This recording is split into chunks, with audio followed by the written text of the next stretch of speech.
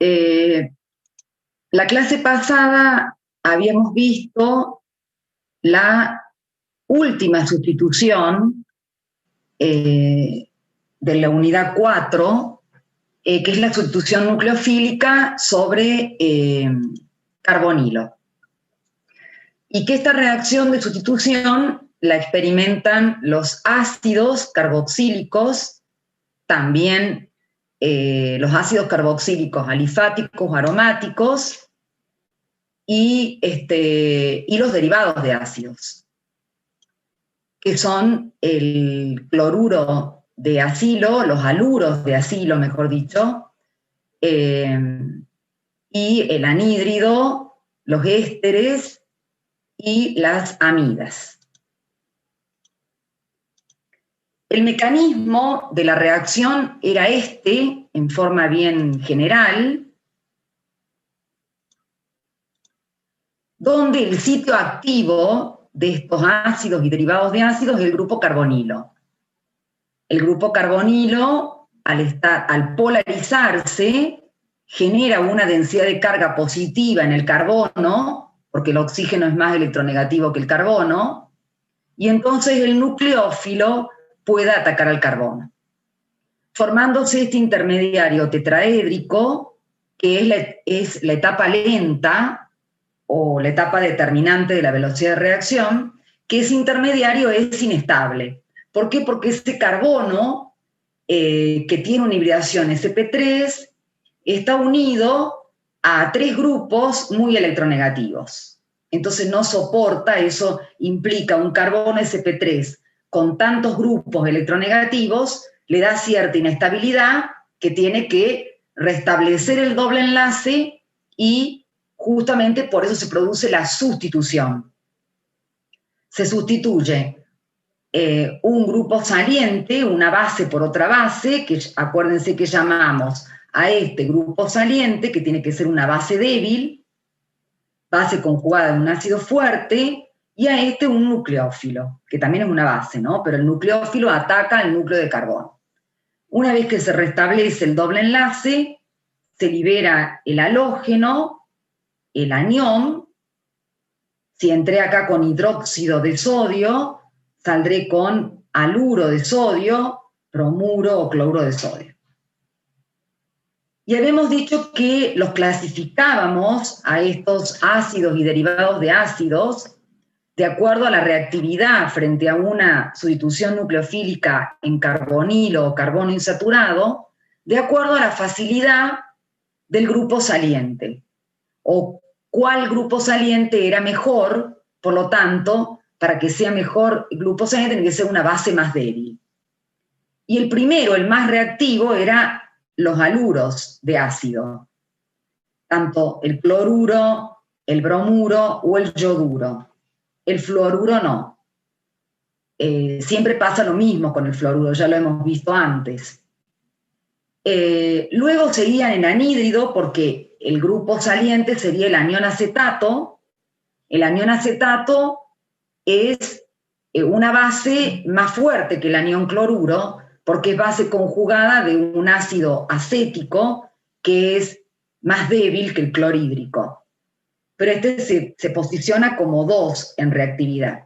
Luego seguiría el ácido, que tendría un grupo saliente, el oxidrilo, pero que en realidad no sale el oxidrilo, ya lo vamos a ver, pero el oxidrilo es una base fuerte, base conjugada de un ácido débil, como el agua. Luego le siguen los ésteres, porque los alcoholes son, los alcóxidos son bases más fuertes que el oxidrilo, porque son bases conjugadas de ácidos más débiles que el agua, que son los alcoholes, que tienen un pK ácido entre 16 y 19, excepto el metanol, que ya les había dicho que es un poco más ácido que el agua. Y por último, las amidas.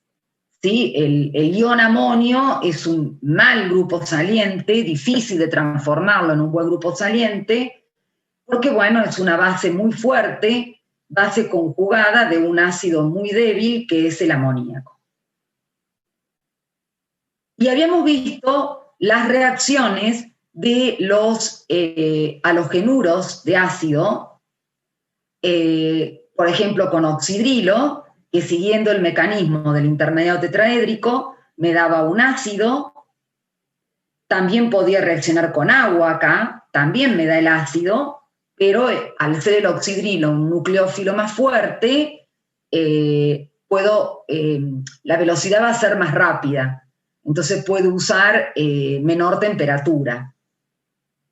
Luego teníamos acá con un alcohol, que puedo usar un alcóxido, que también va a disminuir la temperatura, pero bueno, para que ustedes vean, con el alcohol no es lo mismo entrar el oxidrilo con la carga negativa, solamente me queda en el intermediario la carga negativa del oxígeno polarizado, en cambio acá si coloco el oxidrilo del alcohol, me queda una carga negativa del oxígeno polarizado y una carga positiva en el oxígeno del alcohol, ¿no? Que después liberará clorhídrico al restablecer el doble enlace. Si tuviéramos acá alcóxido, nos quedaría anión cloruro, ¿no? Porque tendríamos un metóxido de sodio y terminaría en un cloruro de sodio, como pasa acá, ¿no? Luego también tenemos el derivado de ácido, el cloruro de acetilo, con un ácido en el cual acá el nucleófilo es el oxígeno del oxidrilo del ácido. Entonces se polariza el carbonilo y ataca el oxígeno de ese carboxilato, ¿no? Forma el intermediario tetraédrico, se restablece el doble enlace, se forma el éster y se libera el grupo saliente, que es el cloro. O sea, es muy reactivo, todo se hace a 50 grados y puede obtener un sinnúmero de productos, desde ácidos, ésteres, anhídridos y también amidas. Porque si hago reaccionar con el amoníaco, obtengo una amida, y con las aminas obtengo la amina monosustituida o disustituida si mi amina es secundaria. Con la amina terciaria no reacciona, no obtengo producto estable termodinámicamente. Entonces se polariza, ataca el nitrógeno, ahora el nitrógeno de la amina es el nucleófilo, y se libera el clorhídrico, se restablece el doble enlace, por supuesto, y obtenemos la amida. Bien, y también el carbono como nucleófilo, que habíamos hecho, acá está la reacción, es decir, los reactivos de Grignard forman parte de los reactivos organometálicos, es decir, cuando el carbono está unido a un metal. En este caso, vemos que el carbono saca electrones, porque el enlace carbono-magnesio es un enlace covalente, con un alto carácter iónico, y se llaman generadores de carbaniones. Es decir, porque es al único átomo que el carbono le saca electrones. Entonces ahí mi nucleófilo sería el carbanión, el carbono con carga negativa, debido a ese dipolo. Entonces se polariza el carbonilo, que ese es el sitio activo, y ataca el anión. Generalmente, la parte positiva, magnesio-cloro, se une a la parte negativa, ¿no? Acá. Y luego se restablece el doble enlace, se libera el anión cloruro que forma cloruro de magnesio y me da una acetona. O sea que la acetona yo la puedo obtener por sustitución nucleofílica sobre carbonilo de un haluro de ácido con un reactivo de Grignard. Estos reactivos de Grignard se obtienen colocando el halogenuro de alquilo con virutas de magnesio. O sea que tenemos por un lado un líquido y por otro lado la superficie de un sólido, porque la reacción se produce en la superficie del magnesio. Podemos usar éter como disolvente, el éter dietílico o el tetrahidrofurano. Ya se los escribo porque los dibujé, ya se los voy a compartir otra hoja. Bien, ¿cómo es el mecanismo? Primero se produce un corte homolítico en la molécula de cloruro de alquilo y se forma, o sea, el cloro, el átomo de cloro, se coordina a la superficie del magnesio y se genera un radical libre. Y luego ese radical libre se va a coordinar también a la superficie del magnesio. Y así se forma cloruro de etilmagnesio. Es importante que cuando uno trabaje con reactivos de Grignard, lo haga en condiciones anhidras. ¿Por qué? Porque con agua reacciona el reactivo de Grignard y hace una reacción ácido-base. Es decir, como son generadores de carbaniones, tenemos una densidad de carga negativa acá, actúan como bases de Bronsted, tomando protones. Entonces toma un protón del agua que ahí aparece o se comporta como un ácido de Bronsted liberando protones, y al tomar un protón me forma un alcano y halogenuro básico de magnesio. O sea que también acá tengo una síntesis de alcano, ¿no? De colocar un reactivo de Grignard en agua. También se descompone, o sea, yo cuando uso el reactivo de Grignard no puedo estar en presencia ni de agua ni de alcohol, porque el alcohol también actúa como ácido y me forma el alcano, ni tampoco en presencia de aire, porque el reactivo de Grignard tanto reacciona con el oxígeno del aire, se oxida, como con el dióxido de carbono.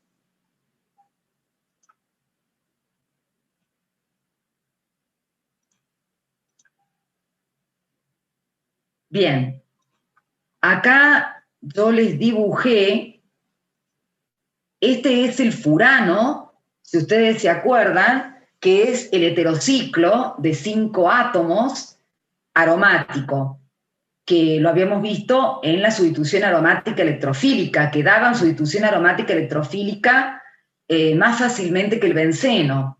Y tenía un heteroátomo, o sea, el oxígeno, a todo átomo distinto al carbono se lo llama heteroátomo, por lo tanto heterocíclico, porque es un ciclo, aromático, porque todos tienen hibridación sp2 y cumplen con la regla de Huckel. Y si yo a este furano, que tiene en cada carbono, tiene un hidrógeno. En este caso, por ejemplo, vamos a ver que este es el tetrahidrofurano. O sea, ya no es un compuesto aromático, es un compuesto, un éter cíclico, Pero todos estos carbonos son sp3 y tengo 4 hidrógenos más que el furano. Por eso se lo llama tetra 4 hidro de hidrógeno furano. Este es un éter, el tetrahidrofurano, que a diferencia del éter dietílico, tiene mayor punto de ebullición. Las fuerzas que interactúan entre moléculas de tetrahidrofurano, igual que de dietiléter, son dipolo-dipolo. Y acá el oxígeno, al tener todos los átomos en un ciclo, dispone más los electrones para poder formar el dipolo-dipolo con otras moléculas de tetrahidrofurano. En cambio, el dietiléter, acuérdense que tengo una cadena carbonada a ambos lados del oxígeno que puede rotar. Rotación en torno al enlace carbono-carbono sigma, ¿no? Y eso hace un impedimento estéreo que el éter dietílico dispone menos los electrones para formar el dipolo-dipolo. Por eso el punto de ebullición de un tetrahidrofurano está arriba, es mayor, y los datos de esto lo tienen en la unidad 2, 36 grados es el éter dietílico y 60 y pico grados Celsius es el punto de ebullición del tetrahidrofurano. Por eso se sabe usar mucho el tetrahidrofurano porque es bastante inerte, los éteres son inertes, y tiene mayor temperatura que el éter dietílico y entonces permite usarse como disolvente en reacciones que requieran mayor temperatura. Acá vemos la reacción, por ejemplo, de un halogenuro de alquilo con oxígeno. Yo les dije que no pueden estar con agua, en presencia de agua, porque se produce una reacción ácido-base y se descompone el reactivo de Grignard, formando alcano. También se descompone con oxígeno, con el aire, porque se produce una oxidación el metilo se oxida, acá aldehído, y me forma halogenuro básico de magnesio. No solamente aldehído, si tengo un cloruro de etilmagnesio con oxígeno, se me oxida alqueno. Todas las etapas de oxidación, cuando veamos reacciones de oxidación, uno puede pasar de un alcano a un alqueno, a un alcohol, a un aldehído o a un ácido, o también de un alcohol secundario a una acetona. Esos son cómo se van oxidando. En este caso se oxida alqueno. O, por ejemplo, un reactivo de Grignard que se pone en contacto con el dióxido de carbono, acá se polariza el carbonilo, ataca el anión al carbono del dióxido y acá está el etilo, atacó al carbono que se polariza, se puede polarizar uno u otro, es indistinto, y el magnesio cloro se une al oxígeno negativo y luego al agregar agua se forma un ácido carboxílico, el ácido propanoico y el halogenuro básico de magnesio. O sea, tanto lo coloque en aire o con oxígeno o con dióxido de carbono o con agua o con alcohol, se descompone. Entonces lo conveniente es obtener el reactivo de Grignard in situ y agregarle enseguida, si queremos obtener una acetona, el halogenuro de acilo correspondiente para que me dé la acetona.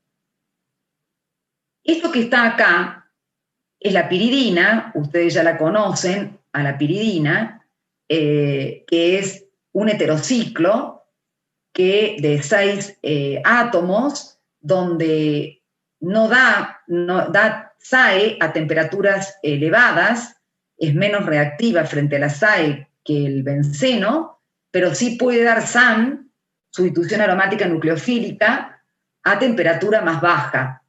Eso es debido al efecto inductivo del nitrógeno, ¿no? Que genera una densidad de carga positiva en anillo y permite el ataque de un nucleófilo y impide el ataque de un electrófilo.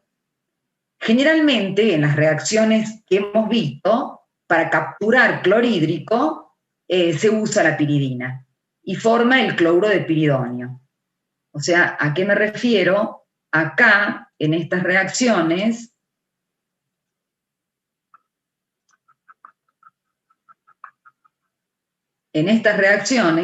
se saben colocar piridina para capturar el clorhídrico, para hacerla más rápido, ¿no? Para hacer más rápida la reacción. Y forman cloruro de piridonio. Bien, y las reacciones que vimos recién es con el reactivo de Grignard frente al oxígeno o frente al dióxido. Y lo que quiero decir es que el reactivo de Grignard forma un complejo, es decir, el magnesio, acá yo tengo el reactivo de Grignard, cloruro de etilmagnesio, es decir, forma enlaces covalentes con el carbono y el cloro, por supuesto este enlace es altamente polar, pero forma un complejo, es decir, le dan electrones al magnesio, tanto los electrones del oxígeno, los electrones no enlazados del oxígeno, del disolvente, que en este caso es eterdietílico, o que pueden ser los electrones del tetrahidrofurano, y también le pueden llegar a dar electrones al magnesio los cloros o los bromos o los yodos de las mismas moléculas de reactivo de Grignard que están en solución.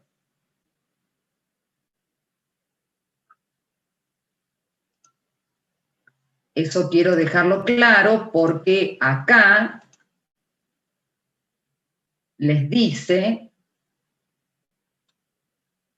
el reactivo de Grignard está estabilizado, ya que se forma un complejo de coordinación donde el magnesio, además de los dos enlaces covalentes, se coordina con los electrones del oxígeno del éter, que actúa como disolvente, o con los electrones sin compartir del halógeno de otra molécula de reactivo de Grignard. Bien, el éter como disolvente. Bien, esas son las reacciones de los halogenuros de ácido, que son las más, es el más reactivo. Entonces a 50 grados a lo sumo ponemos la piridina para que capture clorhídrico. Ahora vamos a ver las reacciones de los ácidos carboxílicos. Ya los ácidos carboxílicos son menos reactivos porque no tienen un buen grupo saliente. Esta, que la vamos a estudiar así, bueno, cuando yo coloco el ácido carboxílico con amoníaco, evidentemente acá tengo algo muy básico con algo ácido, y se forma una sal, que se llama acetato de amonio. Nosotros hemos visto la reacción del amoníaco de las aminas con los cloruros de alquilo, y se formaban los cloruros de amonio o de metilamonio, por la basicidad del amoníaco. Luego, si yo caliento a 180 grados Celsius, se produce una deshidratación y me da la amina. Perdón, la amida, esta es acetamida. Esta es también una preparación industrial de la acetamida en función del acético o de etanoico. Entonces tenemos nitrógeno como nucleófilo. También es una sustitución nucleofílica en carbonilo, ¿no? Pero acá transformamos en una sal y luego calentamos para liberar el agua. Halógeno como nucleófilo. Bueno, acá estas reacciones nosotros las hemos visto con cloruro de tionilo en alcohol. Entonces, yo tengo el ácido. Si yo quiero obtener el cloruro de ácido, porque vamos a jugar, o sea, a partir del cloruro de ácido obtenemos ácido, anhídrido, éster, amida. A partir del ácido obtenemos halogenuro de ácido, éster, amida. Si quiero obtener el cloruro de ácido o cloruro de acetilo, voy a usar el cloruro de tionilo, que esto es lo que yo subí en el aula virtual para reaccionar con los alcoholes, porque el cloruro de tionilo tiene la capacidad de no solo transformar al oxidrilo en un buen grupo saliente, sino también tener el nucleófilo, que en este caso es el anión cloruro. Entonces, primero ocurre una reacción rápida, donde el oxidrilo se une al azufre. Acuérdense que esto es rápido, acá el azufre tiene dos efectos, tiene polarización primero, ¿no es cierto? Porque el oxígeno y el azufre se polariza. Entonces me queda un azufre con carga positiva. Entonces, esta es una reacción rápida donde la finalidad del cloruro de tionilo es convertir este oxidrilo en un buen grupo saliente y aparte tiene el nucleófilo. Entonces, ¿qué ocurre acá? En la etapa lenta o etapa determinante de la velocidad de reacción se forma el intermediario tetraédrico. Se polariza el carbonilo, ataca el cloro y me queda el intermediario tetraédrico. Esta es la etapa lenta. A partir de acá, como este carbono sp3 tiene mucha densidad electrónica, se restablece nuevamente el enlace, el doble enlace del carbonilo, y se libera el grupo saliente. Y me queda el cloruro de acetilo. ¿Qué se libera de acá? Dióxido de azufre y clorhídrico. También lo podemos hacer reaccionar al ácido con pentacloruro de fósforo. En realidad lo podemos ver así, o como también lo puse yo y lo subí directamente, que el oxidrilo ataca el fósforo y desplaza el cloro en el aula UV. Entonces, se une el oxígeno al fósforo y el pentacloruro de fósforo, ¿cuál es la utilidad? De transformar el oxidrilo, que es un mal grupo saliente, en un buen grupo saliente, porque tengo un oxígeno con carga positiva. Al tener un oxígeno con carga positiva, es buen grupo saliente porque va a atraer los electrones del enlace. Entonces, esta es una etapa rápida, y luego el cloro ataca como nucleófilo al carbono del carbonilo que se polariza y me da el intermediario tetraédrico. Esta sería la formación del intermediario tetraédrico, es la etapa lenta o etapa determinante de la velocidad de reacción, que se dibuja como un mínimo de energía en la gráfica de energía en función de avance de reacción. Luego se restablece el doble enlace, se va a liberar el clorhídrico y se forma el oxicloruro de fósforo, y por supuesto que se forma el producto de reacción, que es el cloruro de acetilo. Es decir, fíjense que estos dos electrones forman un doble enlace con el fósforo. Los enlaces fósforo-cloro 3 quedan iguales. Se libera el anión cloruro, por eso es que forma el doble enlace, y se libera el protón. Entonces el oxígeno me queda sin carga porque va a tener 2 pares de electrones. Acá solo tiene un par de electrones. Cuando libera el protón, le queda el otro par de electrones. Y cuando libera el anión cloruro, se puede formar el doble enlace con el fósforo. Y el anión cloruro con el protón forman clorhídrico.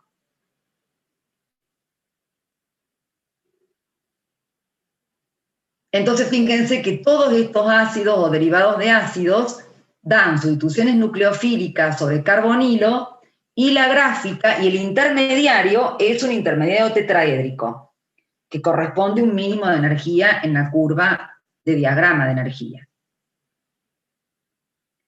Bueno, vimos nitrógeno como nucleófilo, halógeno como nucleófilo, y ahora viene carbono como nucleófilo.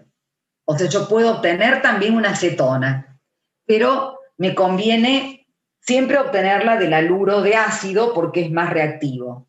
Entonces, pero la puedo obtener a partir del ácido. Lo que pasa que esto es más económico porque un ácido lo encuentro más fácilmente que un derivado de ácido, o más barato. Entonces, el ácido se pone en contacto con el reactivo de Grignard, que es generador de carbanión, o sea que el nucleófilo es el carbono, el carbanión, se polariza el carbonilo, el oxígeno negativo se une con el magnesio y con el cloro, y este, que es el nucleófilo, ataca el carbono, y se forma el intermedio tetraédrico. Luego se restablece el doble enlace.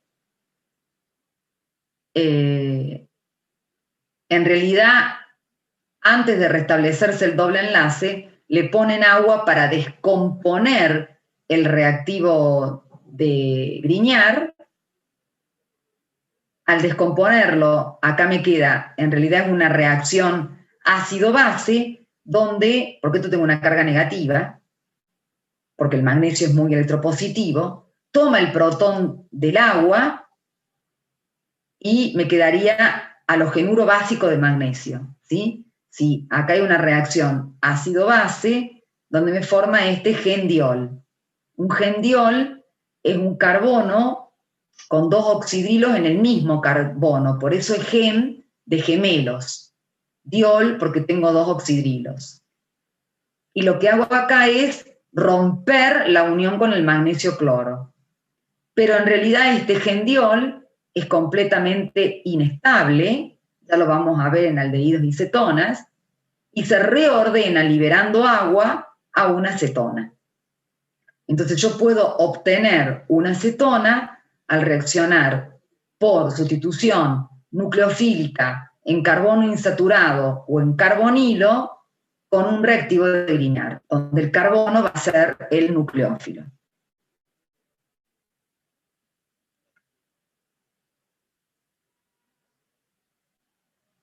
Bueno, y vamos a ver, no sé si alcanzamos, porque quedan 3 minutos, veamos oxígeno como nucleófilo hasta que alcance. El oxígeno como nucleófilo es para obtener, o sea, el amoníaco obtengo una amida, con el halógeno que parte del pentacloruro de fósforo, del cloruro de tionilo, obtengo un halogenuro de ácido a partir del ácido. Y con un reactivo de Grignard, con carbono como nucleófilo, obtengo una acetona. Ahora viene oxígeno como nucleófilo, entonces yo pongo el ácido con el alcohol y puedo obtener un éster. Ácido con alcohol, éster. Esta reacción de esterificación es la que van a hacer en el práctico de laboratorio, si Dios quiere, ¿no? En diciembre o en febrero, o lo harán virtual. Entonces, ¿en qué consiste el mecanismo? Se coloca sulfúrico, esta esterificación se llama esterificación de Fischer, se coloca un catalizador sulfúrico diluido y justamente hay que pensar que yo tengo un oxidrilo que es un mal grupo saliente.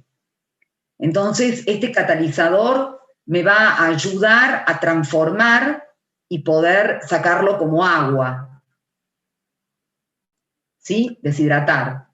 Entonces, lo que hago es, el sulfúrico libera un protón, porque es un ácido de Bronsted, protona al carbonilo, y luego ataca el oxígeno del alcohol. Y se forma el intermediario tetraédrico.